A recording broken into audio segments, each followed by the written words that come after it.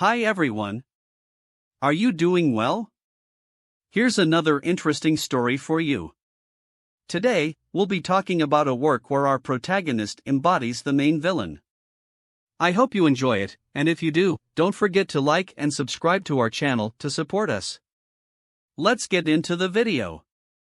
The story begins with a supporting character challenging the elders of the sacred land of Taishan. The sacred land of Taishan, one of the 6 lands in the eastern desert, has become so shameless that they are using the weak to favor the strong. Without considering the feelings of the saint, they are forcing her to marry someone she has never met. Suddenly, the supporting character proclaims himself as an apostle of justice. He states that if justice is not served, he will no longer consider himself a disciple of the sacred land of Taishan. Everyone in the hall goes crazy because the supporting character is disrespecting the elders. Despite his talent, if he annoys those who come from the superior realms, the entire sacred land of Taishan could be destroyed along with him. One of the elders reveals the name of the supporting character, Yi Chen, whom I'll refer to as Gato. The elder bluntly tells him that it's not so easy to enter or leave the sacred land as he pleases. He can't just give up the title of the eternal disciple of the sacred land of Taishan so easily.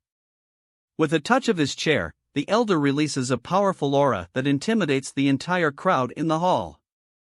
Gato responds that he can't just stand by while the saint suffers an injustice and is forced to marry a hellish person like the young master. One of the young master's subordinates reproaches him for daring to call the young master a hellish person, which worries the saint. The young master reveals that he is a transgressor, and to make matters worse, his character was involved in an inexplicable situation as soon as he woke up. His original role was supposed to be that of a villain. As someone who has read stories and is familiar with this kind of situation, he knows that villains usually exist to make the protagonist shine and be constantly humiliated by the protagonist. The only difference is that he possesses a mysterious hack called the system, just like in games. According to the system, fortune levels are divided from inferior to superior: red, orange, yellow, green, cyan, blue, and finally, purple. The average fortune level for a normal person is red. There are also those chosen by fortune who tend to have more fortune than others. Yi Chen, or Gato, has a green fortune level because he is chosen by fortune, while our young master has a black fortune level, which is a negative level.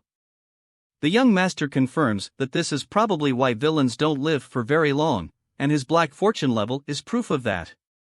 The Santa, the female lead in this world, starts insulting our protagonist, and everyone in the hall, including the supporting characters, realizes that if they don't do anything, things will get messy. They start criticizing Gato, which confuses him because normally everyone would side with him.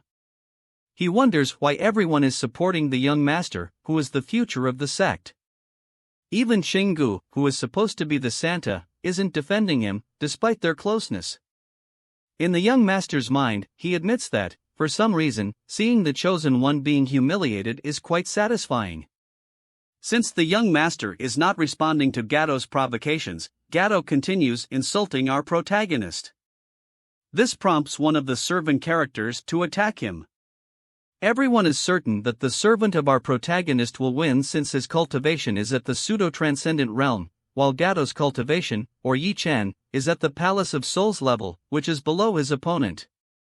The protagonist reveals that in this world, the cultivation levels are as follows: Immortal Body, Spiritual Sea, Palace of Souls, Transcendent, Omnipotent, Sacred Lord, Sacred Emperor, Sacred Sovereign, and Demigod realms. The protagonist is sure that Gato will win because, as the chosen one by fortune, luck will always be on his side. Therefore, defeating someone with a higher cultivation level wouldn't be a problem. When their fists collide, the servant of the young master is repelled. Mocking his opponent's abilities, Gato takes on a dominant stance. Everyone, including the elders, is surprised. The young master reveals that Yi Chen, or Mr. Gato, is the protagonist.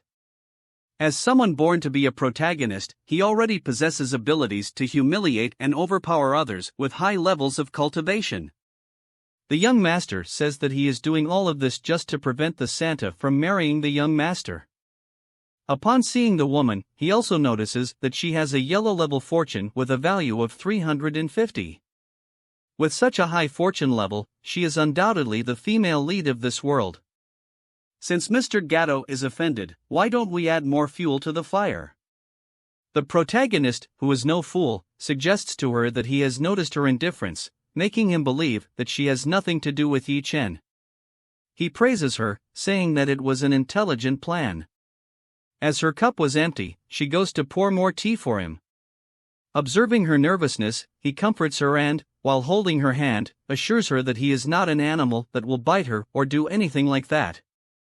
As he was holding the Santa's hand, he receives a message from the system.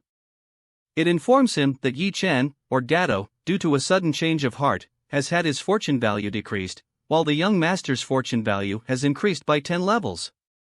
He is surprised to see this, while the protagonist gets excited about the situation. Meanwhile, Mr. Gatto is furious and eager to attack. If you want part 2, don't forget to leave a comment. See you next time.